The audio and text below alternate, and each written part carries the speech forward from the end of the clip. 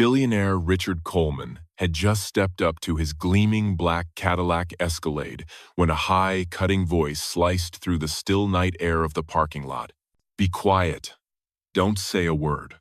Richard froze, keys still in his hand. The command came from the back seat, where the darkness seemed to swallow everything whole. As his eyes adjusted, the shape of a young black girl, maybe 7 years old, came into focus, curled up tight, her wide, dark eyes brimming with fear. "They're listening," she whispered, tilting her head toward the glass high-rise at the far end of the lot, its gold-lit windows gleaming in the dark. "Your partner and his blonde wife. They knew you'd be here right about now." At 54, Richard had never imagined that a stranger, a homeless child, would wedge her way into his life like this. He had built Coleman Technologies from nothing, turning it into a tech empire worth hundreds of millions. For 18 years, he'd trusted his partner, Charles Grant, without question, and for over a decade, his executive assistant, Melissa Hart, had been his right hand. "How did you even get in my car?" he asked quietly, sliding into the driver's seat, with the kind of caution one uses when the air itself feels ready to shatter. "The cleaning lady forgot to lock it when she left. I hid inside, 'cause I heard them talking about you on the 15th floor. A beam of light from across the lot spilled over her dirt-smudged face. Jasmine, though he didn't know her name yet, highlighting eyes far too sharp for the torn clothes she wore. They said, 'Tomorrow morning you'll have nothing left.'" Richard's blood ran cold. Tomorrow morning was the closed-door meeting with Japanese investors for a $450 million merger. The deal Charles and Melissa had been orchestrating down to the smallest detail. "Did you hear anything else?" he asked, glancing casually at his phone while stealing looks at the still-lit offices above. "They called you an idiot who'd signed papers without reading them. The blonde lady laughed loud, said in a few days you'd be out begging for a job.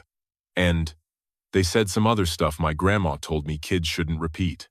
A mix of anger and strange admiration surged in Richard's chest. This little girl had risked everything to warn a man she didn't even know. "What's your name?" "Jasmine. And you're Richard Coleman. I heard them say your name 100 times. Her voice dipped.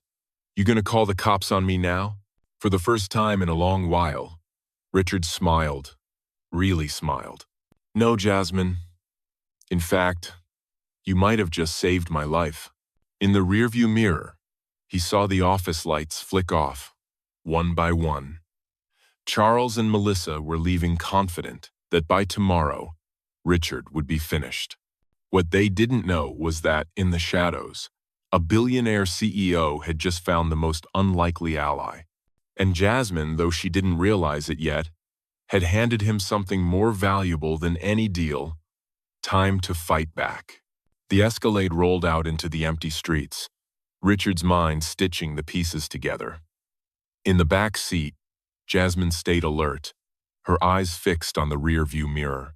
"Did they say anything else?" he asked, his voice low, as if keeping the words from escaping into the night air. The blonde woman leaned in, her voice hissing through clenched teeth. "You trust them like a loyal dog." Jasmine's face twisted in disgust before she continued, her gaze like ice. "And tomorrow, you'll find out even the smallest dogs can bite their owners." The words landed in Richard Coleman's gut like a sucker punch. 18 years alongside Charles Grant, over a decade of blind trust in Melissa Hart. And now, in their eyes, he was nothing more than a dumb, obedient pet. "Where do you live, Jasmine?" "Nowhere permanent." She shrugged, so casually it hurt to watch. "Sometimes a shelter, sometimes the street. Depends if there's an empty bed or if the older boys cause trouble that night." Richard stopped at a red light, turning to look straight into eyes that were far too old for her age. "Why tell me any of this? You don't even know me." Jasmine blinked, and for a split second, he caught a flash of a hard-earned wisdom no child should have. "Because I know what it feels like to be treated like you don't exist. They talk about you like you're stupid, like you're nothing." Her voice sharpened. "My grandma always says, If you see someone getting stepped on and you can help, then help, because next time, it might be you. The light turned green, but Richard kept the Escalade still for a few beats longer, letting the weight of that lesson from a 7-year-old sink in. 20 minutes later, they sat in a nearly empty diner on the edge of town. Jasmine was hunched over a burger, eating like she hadn't seen food in days. Richard nursed a cup of coffee gone cold. His phone buzzed. A text from Charles. "Ready for tomorrow, buddy? The Japanese are gonna love our proposal. You'll retire filthy rich." Richard turned the screen toward Jasmine. She gave a small, amused snort. "He's got some nerve lying to your face and smiling about it." "That's Charles, charming, convincing," Richard said as he typed out a friendly reply, masking the rage building in his chest. "Melissa's the same. She knows your schedule better than you do. Has access to everything in the company. You gonna let them pull this off tomorrow?" Richard smiled, this time for real. "No, Jasmine. But they don't get to know that I know." Another text. This one from Melissa. "Richard, I reviewed the final contract. Everything's perfect for you to sign. Trust me, like always." There was a chill buried in every word. For 10 years, Melissa had managed his life, holding every secret, his calendar, his account passwords, even his deepest fears. "What do they know about you?" Jasmine asked, licking ketchup from her fingers. "They know everything, my bank accounts, the company, where I keep sensitive files." The scale of the betrayal was coming into focus. "But you know a lot about them too, right?" Jasmine tilted her head. Richard froze mid-thought. She was right. 18 years of partnership, 10 years of working side by side. He knew about Charles's secret meetings with competitors, the shady bonuses Melissa arranged for herself, the emails he'd accidentally seen, the whispered conversations he'd overheard. "You're sharp, Jasmine. My grandma says, when you've got nothing, you learn to notice everything. They think you're dumb, but you're not dumb, right?" Richard's lips curved into a slow, deliberate smile. "No, I'm not dumb." His phone rang. "Charles, probably to lock in the final details of the trap," Richard answered, his voice warm and easy. "Richard, glad you're still up. Melissa and I have everything set. Get some rest. Tomorrow's the big day." "Perfect, Charles. I can't wait to see how it all plays out. It'll be flawless. Trust me, we've covered everything. You just need to sign where Melissa tells you." The arrogance in Charles's tone was almost tangible. They truly believed he was already their puppet. When the call ended, Jasmine studied him closely. "You're planning something, aren't you?" Your eyes just changed. Every insult, every knife in the back, every fake smile. All of it had finally lined up into a single, clear picture. Charles and Melissa hadn't just betrayed his trust, they'd underestimated Richard Coleman's instinct to survive. And what they didn't know was this years of building an empire had taught Richard one single, lethal truth. The smartest strategies don't make a sound. They move quiet, as a blade hidden up a sleeve. And when your enemy is too busy tilting their head back in victory, it's their arrogance that tightens the noose. The next morning, Richard Coleman woke with a clarity he hadn't felt in months. Early light filtered through the blinds, spilling across the small figure of Jasmine, curled on his living room sofa, wrapped in the thick blanket he'd dug out of the closet. He stood there for a long moment, watching the child who had turned his entire future on its axis in just one night. His phone buzzed. A text from Melissa Hart at 6:15 a.m. "Good morning, boss. I've been at the office since 5 getting everything ready.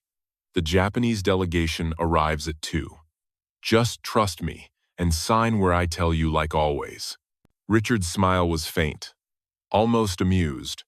Melissa, the same woman clearing the path for him to lose everything, still playing the role of the loyal lieutenant. "You're planning something," Jasmine said, stretching awake.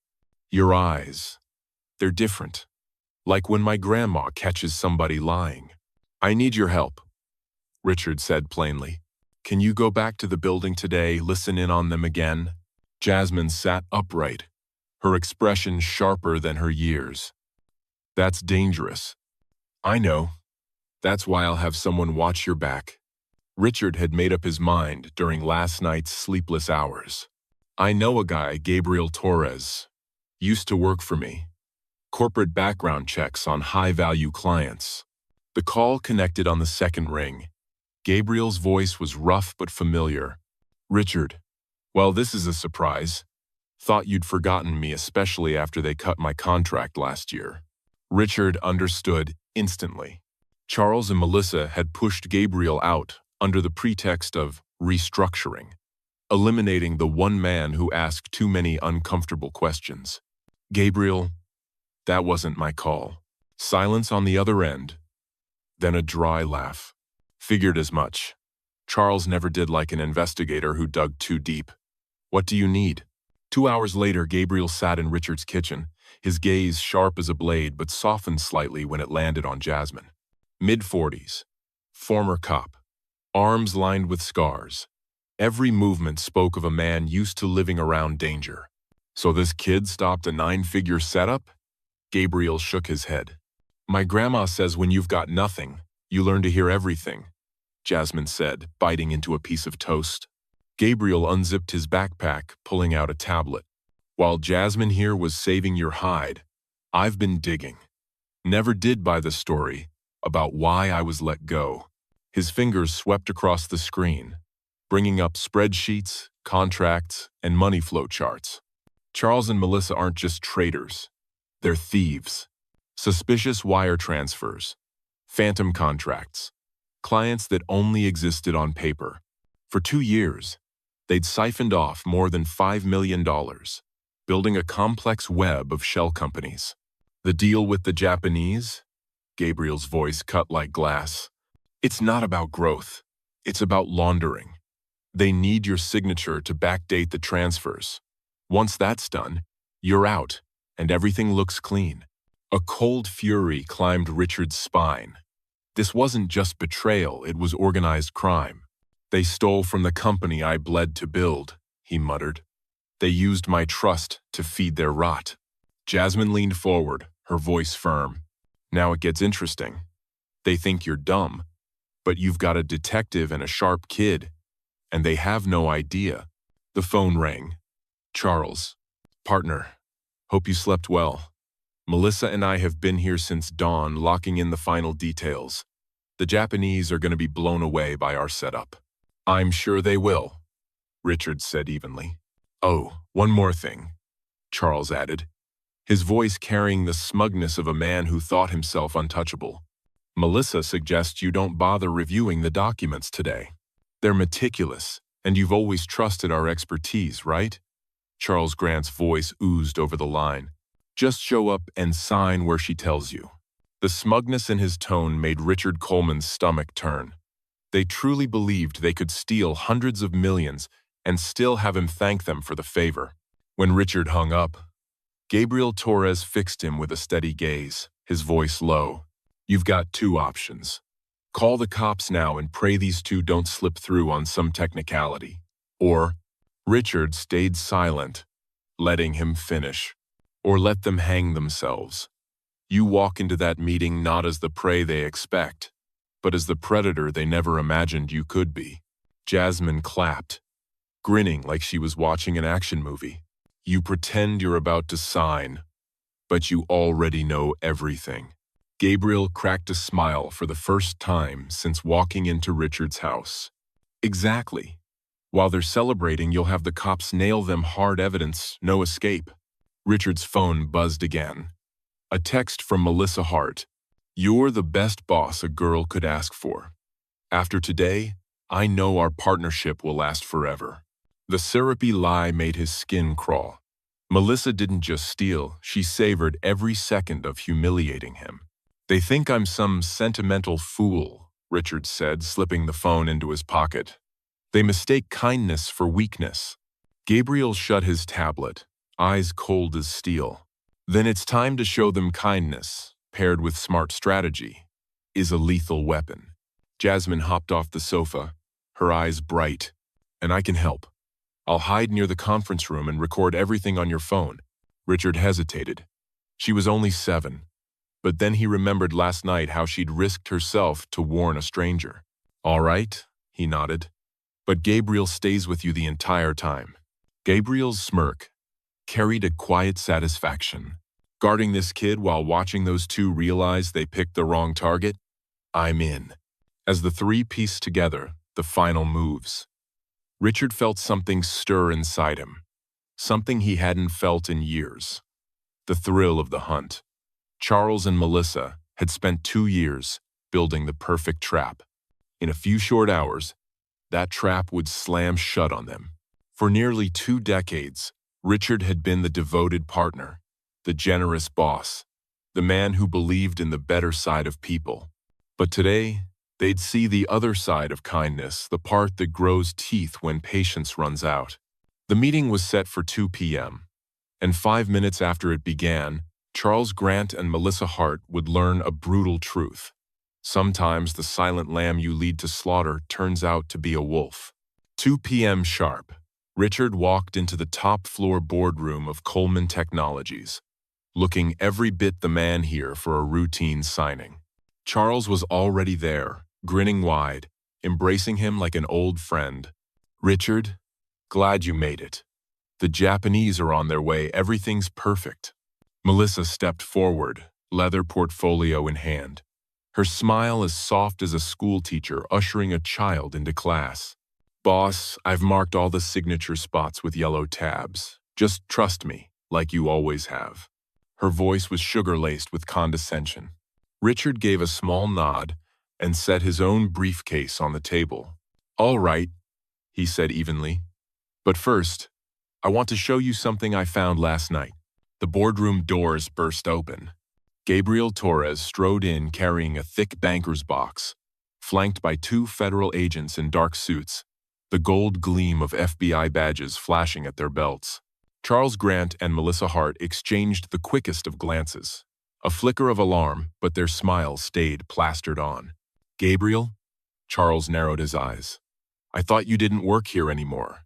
That's right, Gabriel said, his tone dry as dust. But now I work for the man who actually owns this company. Richard Coleman sat at the head of the table, plugged his laptop into the projector. Charles, Melissa, do you remember this conversation?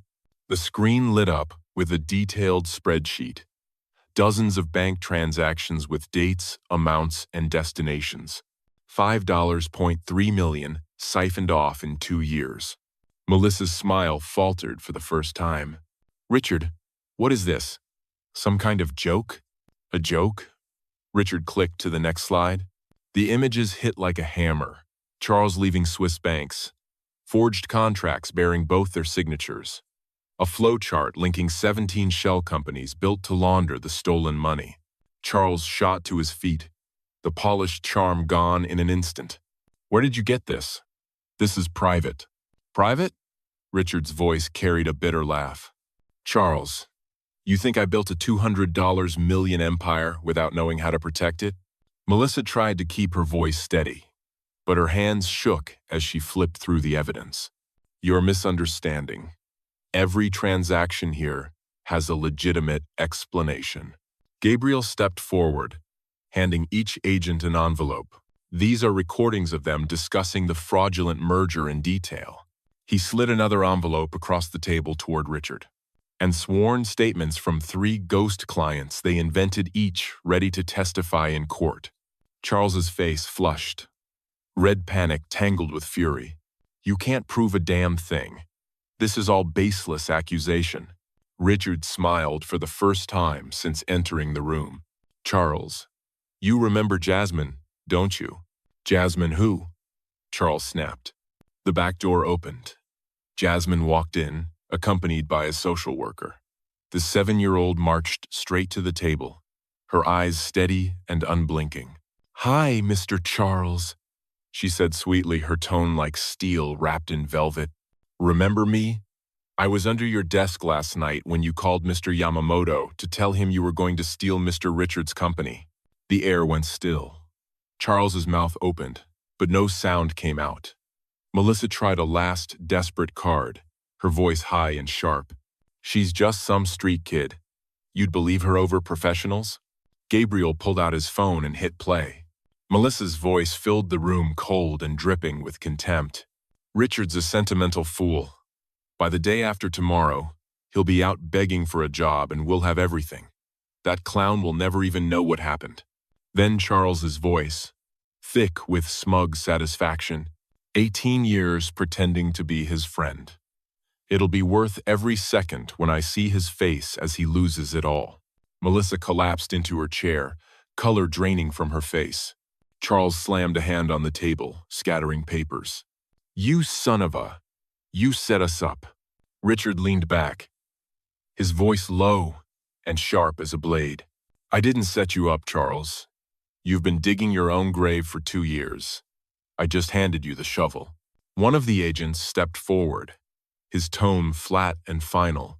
"Charles Grant, Melissa Hart, you are under arrest for embezzlement, money laundering, and conspiracy to commit corporate fraud." The metallic click of handcuffs snapped around Charles Grant's wrists. He snarled, through a haze of rage. "This isn't over. I'll destroy you."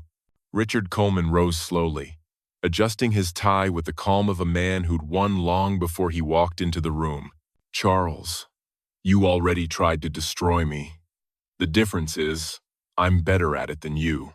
Melissa Hart kept her head down, tears streaking her face as agents led her out. Richard felt no sympathy. In his mind flashed 100 fake smiles, every syrupy check-in text she'd sent while secretly gutting his company. Jasmine tugged at his sleeve. "Mr. Richard, they're really going to prison, right?" "Yes, Jasmine. For a very long time." Gabriel shut his briefcase with a satisfied grin. "Richard, the Japanese canceled the meeting the second they heard about the investigation, but 3 other corporations have already reached out. With the parasites gone, your company's going to be stronger than ever." Through the glass wall, Richard watched the squad cars roll away with Charles and Melissa inside. For 18 years, he'd trusted Charles blindly. For over a decade, he'd treated Melissa like family. They'd turned his kindness into weakness, his trust into a weapon against him. Jasmine stood beside him, watching too. "Do you feel sad?" Richard smiled down at the girl who had saved everything he'd built. "No, Jasmine. For the first time in years, I feel at peace." "Why?" "Because I know there are still people like you willing to do the right thing, even when there's nothing in it for them." Outside, Charles and Melissa were beginning to realize that arrogance had cost them not just their careers, but their freedom. Inside, Richard understood. Sometimes, the greatest gift of betrayal is showing you who truly deserves your trust. 6 months later, Richard's new office on the 20th floor overlooked the heart of Manhattan. Coleman Technologies was up 40% since the case closed. Free at last from the toxic shadow of 2 treacherous partners, Gabriel walked in, briefcase in hand, wearing that half-smile he reserved for good news. "Update on our old friends. Charles got 12 years. Melissa got 8. Assets gone. Homes seized for restitution. Their lawyers bailed after finding out they tried to bribe a witness." Richard nodded, feeling a quiet satisfaction, not the bitter taste of revenge. "And the other victims?" "We've found 7 more business owners they conned over the last 5 years. All of them are getting their money back. Turns out, their scheme was bigger than we ever thought." The door swung open. Jasmine burst in crisp private school uniform, new backpack, the same bright eyes she'd had the day they met. "Mr. Richard, I got an A in math." She thrust the paper out like she'd just won an Olympic medal. "I knew you would," Richard smiled, ruffling her hair. Gabriel shook his head in disbelief. Hard to believe a 7-year-old saved a $200 million company. Richard knelt so he was eye level with her, his expression turning serious. "There's something I need to tell you. Something I only learned a few weeks ago." He pulled a folder from his desk, legal documents, a family tree, and worn photographs. Jasmine, you remember your grandmother's name? Of course, Josephine Miller. Why? Gabriel's eyebrows shot up. Miller. Same last name as you. Richard opened the file, sliding it toward her. Josephine Miller is my cousin, the daughter of my father's older brother. My family lost touch with hers over 30 years ago. The room went still. Jasmine looked down at the papers, then back up, her lips trembling, as if fitting the last pieces of a puzzle together. That means we're actually family, Richard said quietly. Your grandmother told the social workers about you, about how smart and brave you are. When I started digging after that night, everything began to line up. Jasmine threw her arms around him, her voice breaking. I knew it. I knew you were different. Grandma always said, family takes care of each other. Gabriel cleared his throat, trying to keep his composure, but unable to hide the tremor in his voice. So when you warned him about that scheme, it was instinct, Richard finished, his eyes locking on Jasmine's. You had no idea we were blood, but somewhere deep down, you felt it. 3 months later, U.S. Federal Courthouse, Manhattan. The same building where Charles Grant and Melissa Hart had once been sentenced now rang with laughter. The final step in a formal adoption was taking place in a courtroom that had once been a battleground. Jasmine, wearing a pale blue dress, clutched Richard's hand as the judge signed the last of the papers. From this moment, she was officially Jasmine Miller. The judge smiled warmly. It's rare that a story born from crime ends in a family reunion. The celebration dinner was held in a cozy restaurant overlooking the Hudson River. Between the soft clink of silverware, Jasmine looked at Richard with unusual seriousness for a child. Dad, do you think Grandma knew this would happen? Richard was quiet for a moment, remembering the exact night Jasmine had stepped into his life at the moment he needed her most. I think Grandma knew more than we realize, and I think she'd be proud that you saved this family. 1 year after Charles and Melissa's arrest, 2 letters arrived in the same week. The first from Charles was a half-hearted apology buried under excuses. The second from Melissa pinned everything on Charles, painting herself as a victim. Richard read halfway through each, then tore them up and dropped them in the trash. They still don't get it, Jasmine said, her eyes steady. This isn't about forgiving or not forgiving. It's about moving on and being better. Richard looked at the girl, now his daughter, and knew her wisdom hadn't come from books, but from battles she'd fought far too young. 5 years later, Coleman Technologies had broken into the list of the top 100 tech companies in America. Richard had founded the Jasmine Miller Foundation, providing scholarships and safe housing for over 200 at-risk kids each year. Jasmine, now 12, served as the foundation's honorary chair. She personally interviewed applicants' kids who had once slept on park benches or squeezed into overcrowded shelters, children who were echoes of her own past. At the foundation's anniversary gala, under the glow of warm lights and a wave of applause, Jasmine leaned toward him. Dad, do you know what the happiest day of my life was? Which day? Richard asked with a smile. The day I got into your car and decided to trust you.